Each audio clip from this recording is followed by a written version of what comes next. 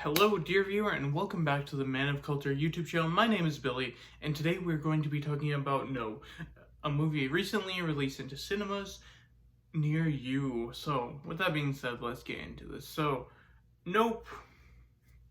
That's all I'm gonna say. So, that's it for the video. No, I'm just kidding. Anyway, so this movie, I thought I had pretty high expectations going into it, right? You go into the theater and are like, okay, Jordan Peele, he's made some cool movies. He made Us and Get Out, which have been pretty good movies, pretty good horror flicks. And you're just coming in there wondering what he can do next with another weird concept that can somehow be twisted and used in such a different sort of way. And for those wondering, this video will probably contain spoilers, so skedaddle now if you haven't seen it or want to see it. So yeah, if you haven't seen it, get out here. Now is your time. So, yeah. So, I really thought this was a brilliant movie. I thought it wasn't the best thing ever, for sure. Like, it wasn't up there with, like, something like Endgame or Maverick, of course. But it was definitely a movie that really stuck out in the horror sphere. And I feel like it's one of those movies that really didn't try to scare you. More so, it tried to show you a weird and wacky concept of this thing that just kind of exists in the sky. And I thought that was really interesting, the sort of creature that they used. And that's kind of what I want to talk about first with this video, is how they used this whole creature to scare you through the film. At the beginning and even in the trailers, they had you kind of convinced that it was a ship that was there. But in true Jordan Peele fashion, it wasn't a ship. It was a freaking alien and some weird, I don't know, it was weird. It was very weird. Definitely not a concept I've seen before in any movies, and it's just different to see this sort of approach to aliens when we typically think about aliens in movies.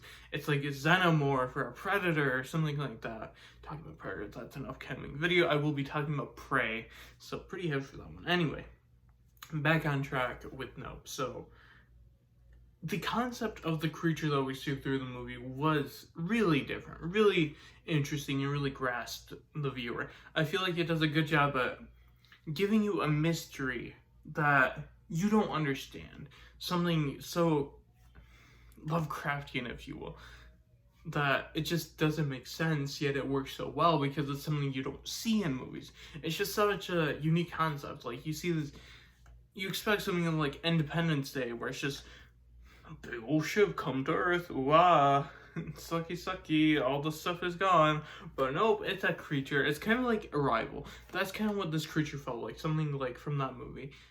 So, with that being said, the rest of the movie, let's talk about that. So, character development in this movie didn't really exist. There wasn't a lot of character development, but what there was is well done character writing, which I very much appreciate and love to see in movies. I feel like we don't get a lot of that today with a lot of movies that are coming out. I feel like they did such a good job at portraying people that would be really in this situation.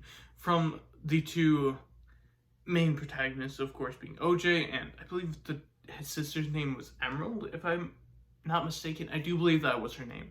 And their dynamic was very well done.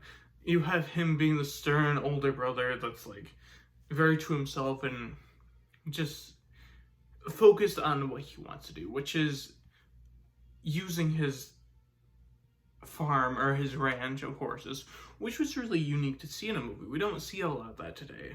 I feel like it's such a cool thing to see something like that portrayed in a modern setting, because we don't usually see that.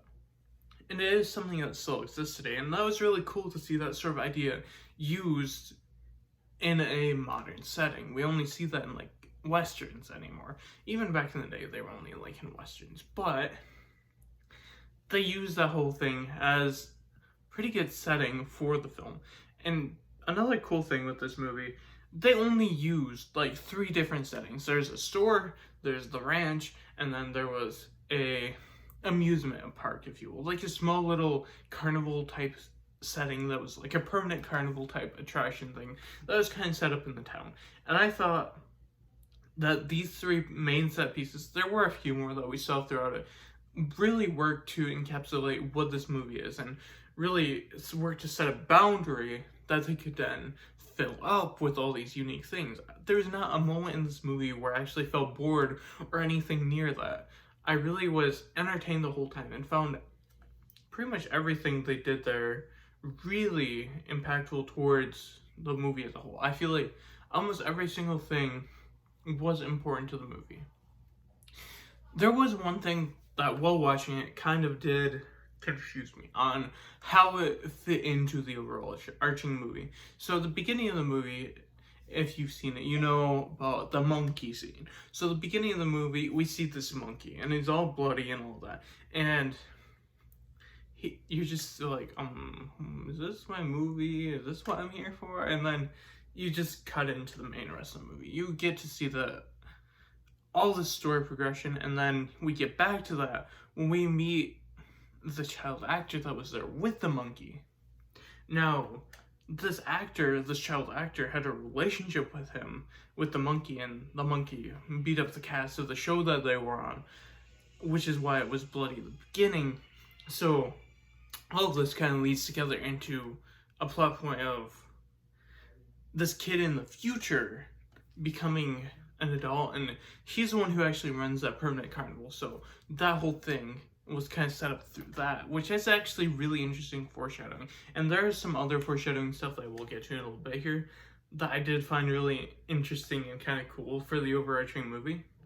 But anyway, for now, in terms of the monkey and all that, so I went to this movie with my family. My sister had an interesting theory about how that all ties in, because this guy in the future wants to tame the creature. He thought it was something that could be tamed because he got obsessed with this idea of taming a creature that could not be tamed, and that's why my sister thought that this thing was thought to be tamed by the dude. He thought he could tame it and sort of redeem himself with the monkey, because at the end of that sequence, the monkey actually gets killed by the people inside, because obviously a deranged monkey is kind of a bit of a problem, as you may expect.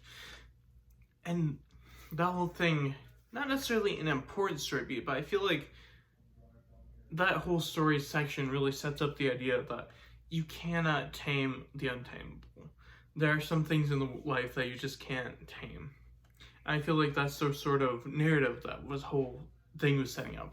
And in the end, though, we didn't really see much of a peak with that whole thing. We saw everything come to a climax, and all those people just died. So that was that whole tangent. And it was an interesting part of the movie, honestly. Definitely a very memorable piece of what the movie was.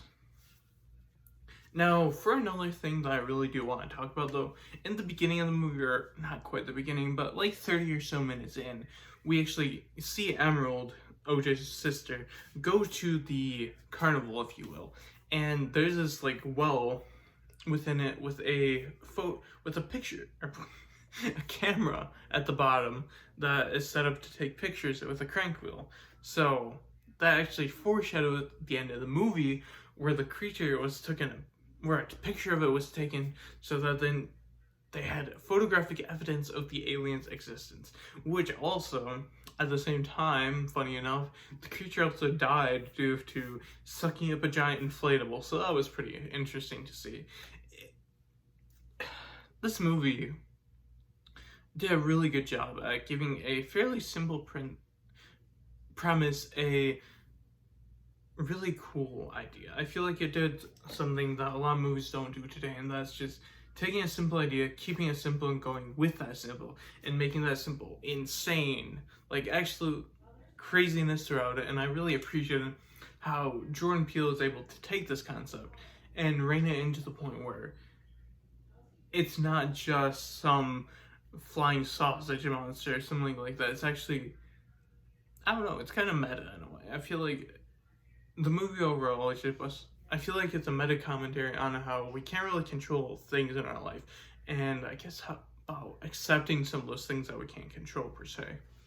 And overall, I very much enjoyed this. I'd say it's an 8 out of 10 overall. So if you appreciated this video, or even liked it, or enjoyed it whatsoever, do consider checking out some of my other videos on this channel. Recently did a video on Top Gun Maverick did one on Your Name, so feel free to come to my channel and check this out. I would have very much appreciate it if you would like and subscribe and comment and do all those things for me. Anyway, with that being said, thank you so much for watching. It's been good. Peace.